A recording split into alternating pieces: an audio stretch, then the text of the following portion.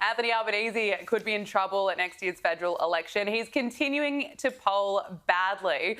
Newspoll analysis in The Australian shows that Labor has shed critical support from Middle Australia amid the cost of living crisis. Not only that, Labor's lost its edge with female voters. Both genders are now split 50-50 on the two major parties for the first time.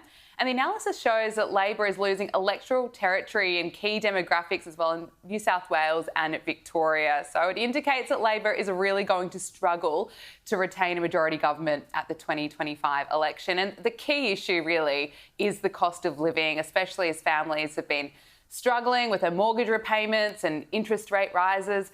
The Greens are also in trouble, according to this analysis, and having lost territory to Labor among younger voters. And this also comes just after Adam Bant foolishly boasted about its stance on Israel and the Middle East conflict. But it's interesting, Albo is really in trouble here, it seems. I just think he's been too slow to act on anti-Semitism. He's already bought his retirement home. If people are voting with their wallets, they're probably not going to be voting for him again. He can't seem to get a lift, as we see these news polls time and time again. Things aren't turning round for him. And I think this all really started with The Voice. He spent a whole year on The Voice, $500 million. He's been trying to make his mark and he hasn't been able to do it. Exactly. We have been in a per capita recession for 7 quarters. 7 quarters, families have been going backwards. People have been taking home less pay after they pay for all the essentials, which have been going up with crazy high inflation. So we just have to think about where is the average family sitting now versus 2 years ago. In under 150 days, we will have an election. And I think Albanese should be extremely worried. And the other problem for Labor is that they really have nothing else up their sleeve. In fact, I think they will avoid releasing another budget before the election because it will be so disastrous for them. And they have zero policy vision or ideas to actually bring down the cost of living other than energy subsidies to solve an energy crisis that they are exacerbating. So the challenges for Labor are immense. If they do a coalition with the Greens or any sort of appeasement of the Greens, I think it will just get worse because the key areas of kind of policy interest for the Greens are energy, ending all coal and gas. That is just going to make the cost of living so much worse for families. And so I think Labor is really in a very difficult position now.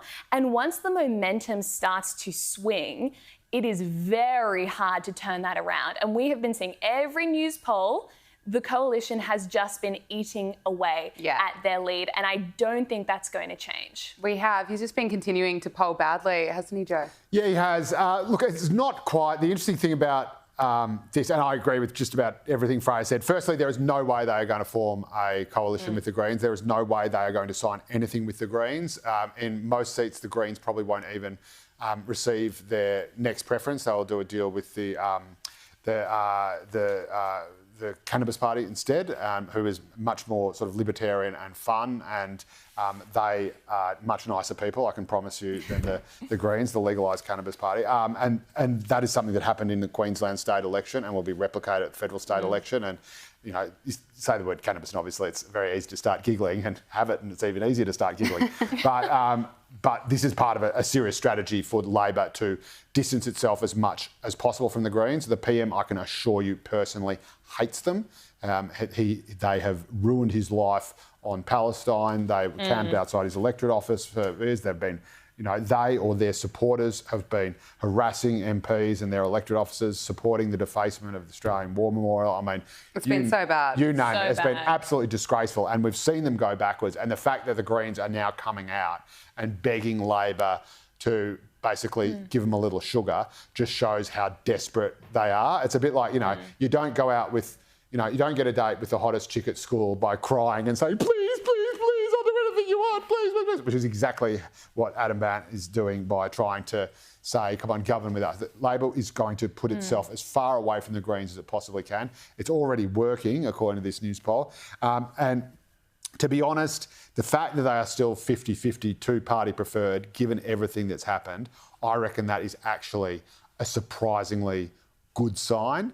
And that has been holding. This is an analysis over, I think, the last 3 months of Newspolls, because you need to add up all the data so you can then break it down. You need that to build that sample size up to about 5,000, something like that. And so this is an average of the last 3 months, not necessarily the last month. It is possible, and I live in hope, that after Christmas, a brand new year, people think, well, it can't get any worse. Maybe there's a prospect of a rate cut. Hopefully for Labor before the election, at least almost definitely one or two throughout the course of the year. Maybe that will make people think, you know what, 2024, get in the bin, but maybe things are going to get better. Who do I trust more to get me there?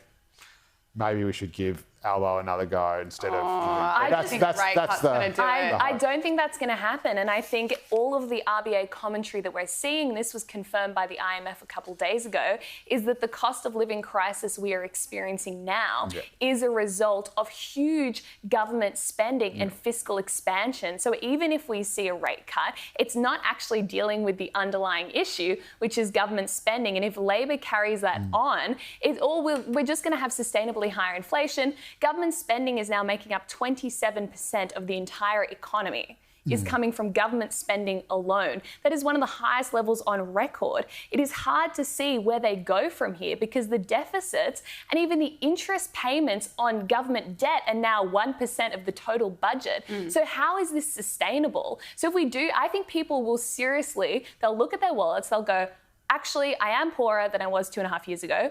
What is Labor's plan to get me through this? Basically just spend more money on a whole bunch of gimmick policies. Okay, that's not a real solution given they caused this whole problem. So I don't think that's going to happen. Yeah, a lot of the part, and you're right. I think a lot of it has been, though, state government spending and state Labor governments spending. The problem with that is it's all Labor governments. They're all Labor governments, that's right. And often left Labor governments who have about as much understanding of economic policy as, a horse does of quantum physics. But they... in Queensland, for example, they went on a massive spending spree in the lead up to the election. That's now gone, and there's a new government in that's going to trim that.